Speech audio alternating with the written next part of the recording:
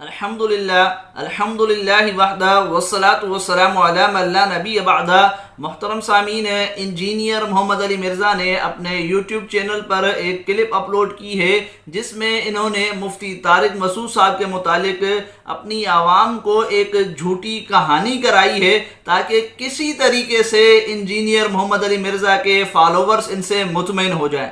اب انہوں نے مفتی طارق مسعود صاحب پر کیا جھوٹ بولا ہے، ذرا آپ ان سے سن لیجئے۔ انہوں نے کہا میں 22 گھنٹے کا سفر کر کے آیا، کتابوں کا بورا اٹھا کے لایا۔ یہ ان کا سفید جھوٹ ہے کہ 22 گھنٹے کا سفر کر کے آئے، یہ بائی ایئر آئے ہیں، وہ 2 گھنٹے کا سفر ہے۔ سمجھ آئی؟ یہ جھوٹ بولا۔ تو سامعین آپ نے سنا، اب یہ جو انجینئر محمد علی مرزا نے اپنی عوام کو مفتی طارق مسعود صاحب کے متعلق کہانی کرائی ہے، وہ کس لیے؟ تاکہ انجینئر محمد علی مرزا کے فالوورز ان سے مطمئن ہو جائیں کہ انہوں نے مفتی طارق مسعود صاحب سے بات کیوں نہیں کی۔ سامعین، انہوں نے یہ جو کہانی کرائی ہے نا مفتی طارق مسعود صاحب کے متعلق، اور اسی کو جو انہوں نے اپنی اس ویڈیو کلپ کا عنوان دیا ہے، تو مفتی طارق مسعود صاحب نے یہ بات نہیں کی۔ یہ انجینئر محمد علی مرزا کا سامعین جھوٹ ہے۔ آپ سن لیجئے وہی کلپ جو اس کلپ کے اندر انجینئر محمد علی مرزا نے مفتی طارق مسعود صاحب کی لگائی ہے، وہ خود آپ سنیے کہ مفتی صاحب کے یہ الفاظ نہیں ہیں، مفتی صاحب نے یہ بات نہیں کی ہے۔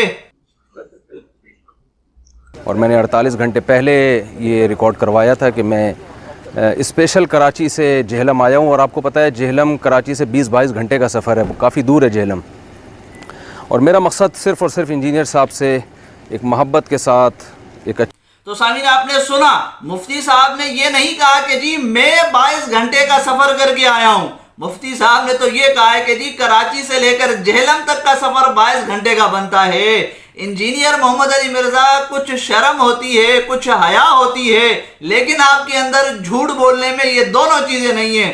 آپ مفتی طارق مسعود صاحب کی ویڈیو دوبارہ سنیں جو آپ نے اپنی کلپ کے اندر لگائی ہے، لیکن شرط یہ ہے کہ ہوش و حواس اپنے برقرار رکھتے ہوئے اس کلپ کو سنیں، کیونکہ آپ کے اب ہوش و حواس برقرار نہیں ہیں۔ پھر سامعین، انجینئر محمد علی مرزا نے مفتی طارق مسعود صاحب کی اس کلپ کے متعلق شروع میں اپنی اس کلپ کے اندر کیا کہا، ذرا وہ بھی سن لیجئے۔ 5 منٹ کی جو ان کی ویڈیو تھی نا جی، جاتے جاتے انہوں نے جو ڈرتے ڈرتے ایسے ایسے دیکھتے ہوئے بنائی، اور جس طرح آئے تھے ویسے ہی چلے گئے، اس کو میں 10 علمی پوائنٹس کی شکل میں ڈسکس کروں گا، اس کے جو ان کے جو فرامین ہیں نا ان کی شرح بیان کروں گا۔ تو سامعین آپ نے سنا، انجینئر محمد علی مرزا مفتی طارق مسعود صاحب کی اس 5 منٹ والی کلپ کے متعلق کہتے ہیں کہ اب میں اس کے آپ کے سامنے 10 پوائنٹ بیان کروں گا۔ حقیقت سامعین یہ ہے کہ انجینئر محمد علی مرزا 10 پوائنٹ نہیں بلکہ 10 بہانے اب بتلا رہے ہیں اپنی عوام کو، تاکہ کسی طریقے سے اپنے فالوورز کو مطمئن کر سکیں کہ انجینئر محمد علی مرزا مفتی طارق مسعود صاحب کے سامنے کیوں نہیں بیٹھے۔ اور ان 10 بہانوں میں سے سامعین ان کا پہلا بہانہ جو انہوں نے بنایا 22 گھنٹے کے سفر والا، وہ ان کا جھوٹا نکلا۔ پھر سامعین تیسری بات انہوں نے مفتی طارق مسعود صاحب کی کتابوں کے متعلق کہی ہے، ذرا وہ بھی ان سے سن لیجئے۔ دوسرا یہ ساتھ ہی اس کے یہ جو انہوں نے کہا کہ بورا لے کے ہوں کتابوں کا، سر قرآن و حدیث سے دلائل دینے کے لیے بوروں کی ضرورت نہیں ہوتی۔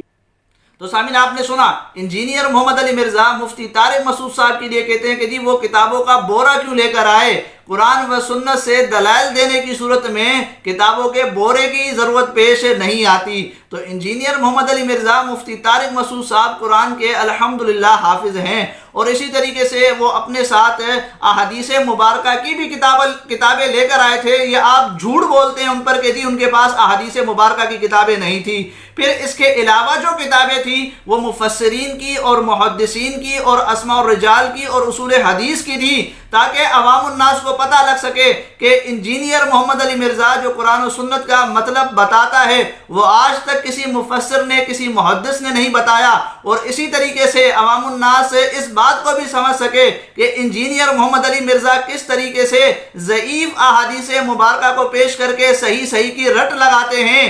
اس لیے دیگر کتابیں مفتی طارق مسعود صاحب اپنے ساتھ لے کر آئے تھے۔ اور اس لیے بھی اپنے ساتھ دیگر کتابیں مفتی طارق مسعود صاحب لے کر آئے تھے تاکہ انجینئر محمد علی مرزا جو اپنے لیکچرز کے اندر، اپنے ریسرچ پیپروں کے اندر، اپنے بیانوں کے اندر مفسرین کے، محدثین کے اور اسی طریقے سے اسماء الرجال کے بسا اوقات جو حوالے دیتے ہیں تو ان میں جو یہ خیانتیں کرتے ہیں، دھوکہ دیتے ہیں، جھوٹ بولتے ہیں، وہ بھی عوام الناس کے سامنے آ سکے۔